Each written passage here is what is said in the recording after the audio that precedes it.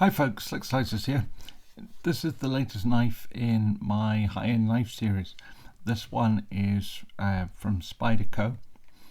The person who lent me these knives has a thing for Spyderco, it seems, because he's quite a few in his collection. But they tend to be the higher end ones like this. Now this is the Spydiechef, and it was designed really as a knife with food preparation in mind, and that's probably why it has a sort of I think that's a fish, but it's the engraving on it here, or print on it here, would appear to be of a fish, and presumably ready for cooking. Now this is a titanium handled knife with a wire spring clip which is reversible, although of course if you reversed it it would be onto that pattern there, but it's not really ambidextrous anyway, because it's a frame lock, but the frame lock goes across the Spidey hole, so trying to open that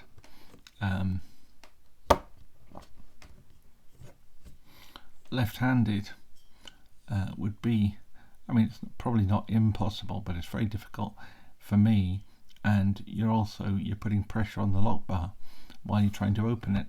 So it's really a right-handed only knife, so it probably would have been better not to bother doing this with the reversible clip. We've also got a lanyard hole there, so you can put a lanyard on it, and we've got a number of screws and spacers here.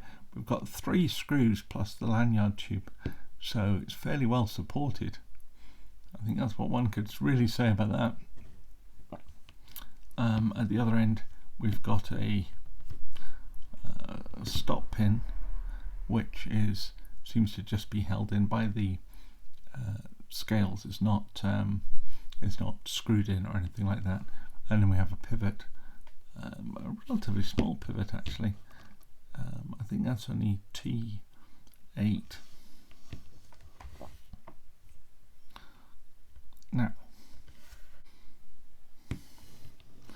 Now, here we have the blade open, and it says here Spyderco, and then the other thing is LC200N. Now, LC200N is a steel which, it's a good modern steel, but it has particular strength in the fact that it is very, very stainless. So I don't think this would stain pretty much ever, even if it is used for food, even if it does have acidic foods and things like that on it. On the other side it says that it is Taichung, Taiwan. Now Taichung, Taiwan knives tend to be very well put together, and in the main that's probably true of this knife, but I would say the lockup isn't always secure. Now it's locked up properly this time when it opens, but sometimes it doesn't really, and there is a way in which, well, in fact, there we are, you can unlock without you actually pressing the lock bar, which is not very good, not what we want to see in a lock knife. I think one can get very complacent when one's got a lock knife. If you're using a slip joint, you're always watching to make sure that it's not going to close on you. With a lockback, or with a locking knife, particularly with a frame lock, it's not usual to find that's a problem, but its lockup is relatively fine there. But as I say, it doesn't take much of a knock on the spine for that to open again. Now you can just push the lock across a little bit, and then you don't have that problem anymore. You can knock it. I'm going to knock it hard, but you could knock it as hard as you like, and it's going to be fine. But you do really have to push that lock across to be absolutely sure that it's going to hold. That being said, this is actually, let's leave it open. That being said, this knife is a very good food prep knife, not just because of the LC200, but also because of the way the handle is angled and the way the belly of the blade takes it up like this. This means that when one is cutting on a board, you can get access to most of the blade before your knuckles hit the deck. So you can chop, cut, slice.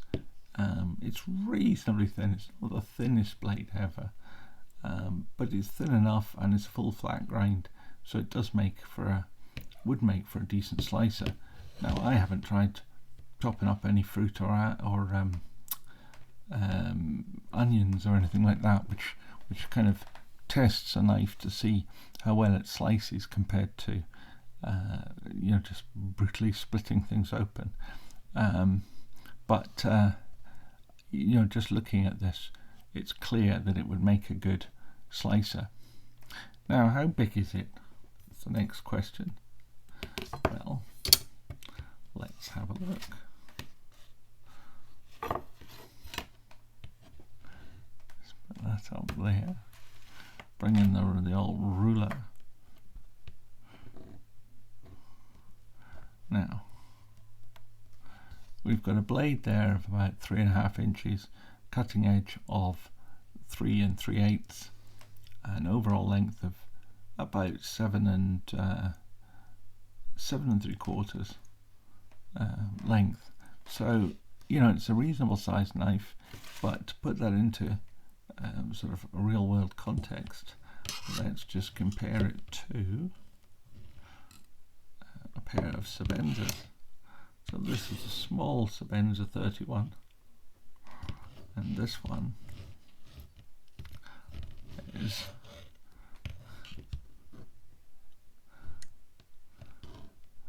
the large Spyder 31. So quite obviously this knife falls between the two stools. It's probably closer to the 31, to the large Spyder, than it is to the small Spyder, but it's not an insignificant knife. It's quite broad, and the handle's quite broad as well. It's not as thick as the Spyder with the inlays, but it's very comparable to the plain Jane, although of course this isn't plain Jane because it's got this this pattern on it, which is quite attractive. So overall, I actually quite like this knife for a Spyderco, but it's got one or two problems that would spoil it for me. One is the right-handedness of it. It really is a right-handed knife, not an ambidextrous knife, despite the fact that the clip can be reversed. The lock is a bit on the dodgy side, I think, and I think if this were mine, I might be asking questions of that, because it's potentially dangerous. I mean, you can just push the lock across, but really it ought to come into play all by itself.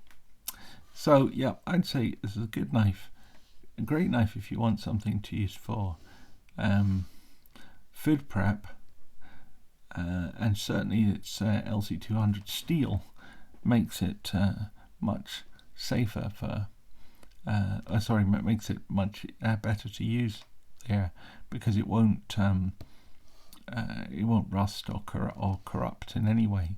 It'll put up with salt, it'll put up with acid for sort of fruit and so forth, and it's certainly got the right shape to be a kitchen cutter, because you can actually get this belly into use almost the entire length of the belly before your knuckles hit the table. So it's a good shape, well designed, but that's about it. Now, if you like this stuff, please give it a thumbs up and subscribe if you want to see more. But remember to ring the bell if you want notifications when the next one comes out, which hopefully won't be too long. Okay doke, thank you, bye.